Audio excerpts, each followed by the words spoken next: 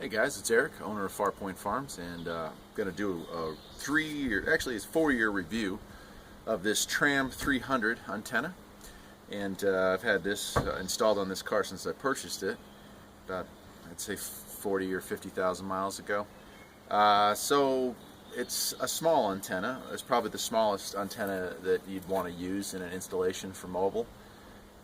It is the equivalent of the K30 antenna and the Wilson Little Will. Now, everyone has their favorite brand of antenna. My favorite brand is the cheap brand. I go by price, and I pray for performance. How's that sound? So the Tram has not disappointed. When I bought it, it was $20 on Amazon. I just checked on their website today. It's $21 on Amazon with free shipping, so it's still an incredibly good value as far as antennas go. You know, Radio Shack has pretty much exited the CB antenna market, so that leaves no more Archer, no more realistic antennas out there. You just got Tram, the K40, K30 series. You've got Little Will. Of course, then there's like Monkey Made. There's a bunch of higher end ones, more for like the 18-wheeler trucking industry, that kind of stuff.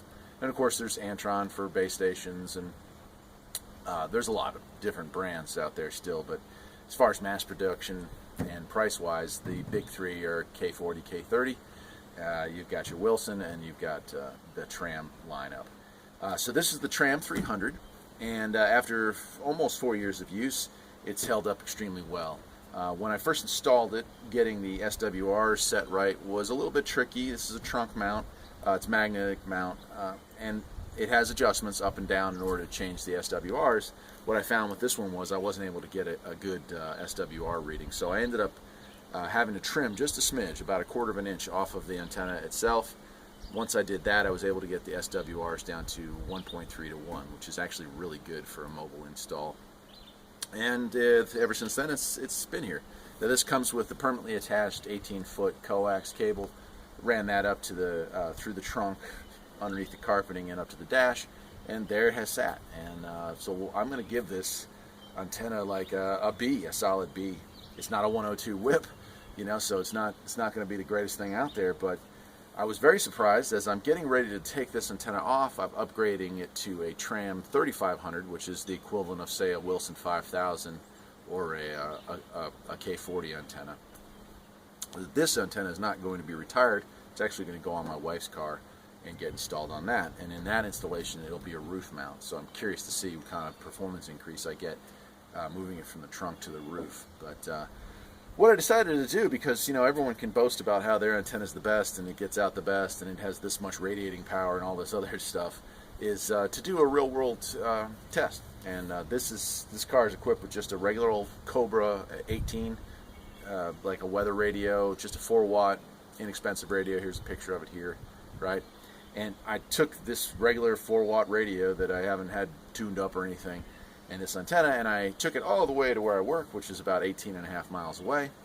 And as you know, I'm living in a pretty mountainous region, so lots of elevation climbs and descents. And I was curious to see just how far out this thing would talk. I've never really tried to talk more than, say, 10 miles with it. But I was doing a test, and so I had my wife hook the camera up here as I was leaving work on the base station, which is a Uniden. It's also a stock radio with an Antron A99 on the roof. And I started doing radio calls from my little car here, starting from work. And at the 16-mile mark, you could make out my voice and my call, which I found to be quite a surprise. I thought maybe 11, 12 miles would be where this thing died out. But no, 16 miles, and that's incredible for this kind of terrain. Now, mind you, we're in a very rural area, so there's not a lot of interference from electronics like you'd have in a city or even in the suburbs. This is rural. I mean, there are just not a lot of houses out here, not a lot of people out here. So that may have affected it in a positive way. Not being inside the city may have affected it in a positive way. But you also have to pull some back on that because there's no line of sight here. I mean, I'm at 3,300 feet. Where I work is at 3,000 feet, and in between there's, you know, dips and hills and mountains and ups and downs, valleys, and some of what you'll see, and I've made this video that'll kind of tail into this, shows that the Tram is working extremely well at certain elevations. The signal will drop out when I get into valleys and be barely audible, and then other places it'll be good. The biggest surprise for me, however, was that even though you could hear me 16 miles out and all the way through 10, 9, 8, 7 miles out, when I got almost about 2.5 miles from the house, there's a big ravine that I go into. There's a river crossing there, and I called out from that area, and the signal level dropped down way down. So being that deep in the hole, so to speak, definitely affected its transmitting power. But overall, I mean, it's solid performer for basically the smallest antenna you want to put on your car. Now this is, I think it's either a 32 or a 36-inch antenna. I'll put the specs in the video in the description there. What I'm replacing it with is a Tram 3500, and it's like a 54 or 56-inch antenna. So you're adding a foot and a half, something like that. And I'm going to do a review of that antenna as well, install it, get the SWRs down, and we'll do a comparison. I'll take the same car to work with the same radio, and the antenna will be different, but it'll be in the same location. So it should give us a pretty accurate indication as to the difference between the 3500 and the 300 as far as range and overall power and ability to be heard at what range.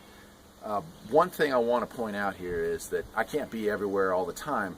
My wife set the camera up for this experiment, and unfortunately she didn't get a really good picture of the meter. So you're going to have to go by vocal strength. You know, you're going to have to just, when I'm showing this, and I'll have the mileage listed below when I'm talking, and it's line of sight mileage, not mileage on the road, because the roads around here do this. But I've taken points on Google Maps and made those markers, and so we'll show. And I'm going to do another video that also is going to be with my truck, which also has the same radio in it, that is a bumper mount, but it's a 102-inch steel whip. So we can kind of use that as your baseline. The 102 whip is considered the best antenna you can put on a car, but the location of it's not that great on a truck like that. So I'm kind of curious myself. But back to the Tram 300, after 4 years of use, it still works flawlessly. I have had no real issues with it, other than, and I've got some pictures of it here and another one here that show that the rubber boot that goes around the magnetic base mount has cracked and dry rotted with age. It doesn't affect the performance of the radio. It doesn't allow water to get into the the loading coil, the base coil here, but it is something to make note of. Now I know the Wilson antennas have a tendency to have water.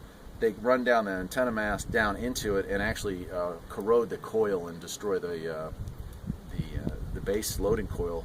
That hasn't happened with this Tram. My understanding from reading on the internet is that people haven't had that issue with either the 300 or the 3500, and that's got to be a good thing. I suppose you could take a little bit of sealant and put it around that if you have a Wilson, and that might be something you want to consider.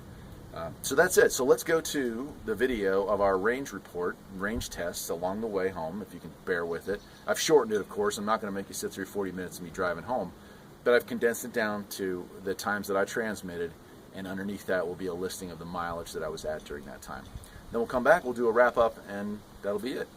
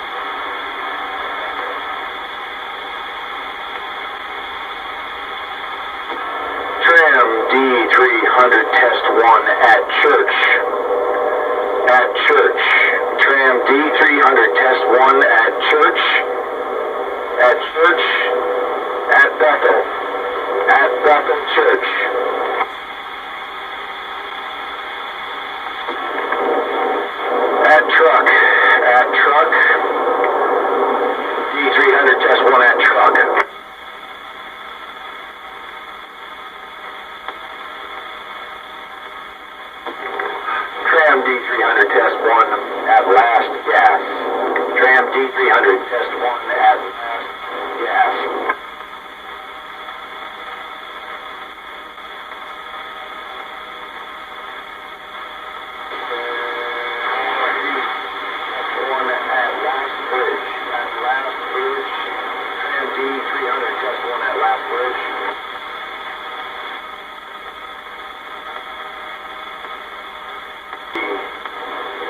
D300 test 1, D300 test 1 at antenna tower. Tram D300 test 1 at farm 2. At farm 2.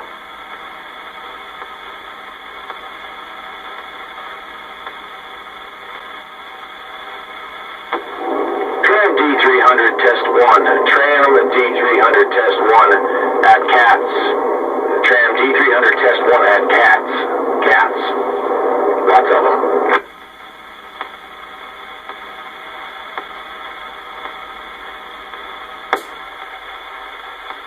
Tram D300 test 1, Tram D300 test 1 at Barn. At Barn. Tram D300 test 1 complete. At base. At base.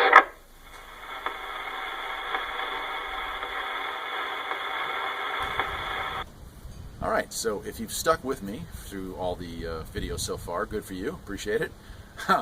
End result is, you know, for a $20 antenna, I don't think you could do a whole lot better.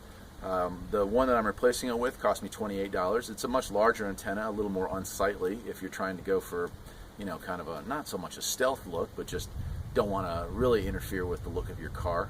But 16 miles, guys, 16 miles out of a 32 or 34-inch antenna here. That's pretty incredible out of a stock radio. Now, granted, it's mobile to base, and you can expect probably mobile to mobile a 10-minute limit, you know, as far, or 10-mile limit as far as car to car, assuming you're both running similar setups and similar location. But yeah, I got to give it like a solid B.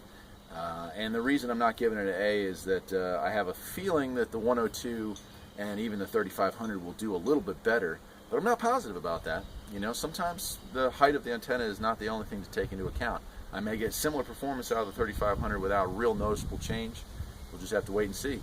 So that's it. I'm Eric, owner of Farpoint Farms. I hope you enjoyed the video, and we're getting ready to have a pretty big storm roll in here, so I hope the wind's not messing with the video too much. But if you want to see more videos like this, and there will be more videos like this, please subscribe.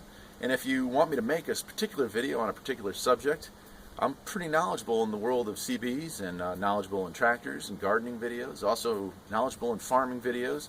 I mean, I'm an auto mechanic by trade, so sky's the limit. Let me know what you guys want to see, and I'll be happy to try to make a video covering that subject. Take care.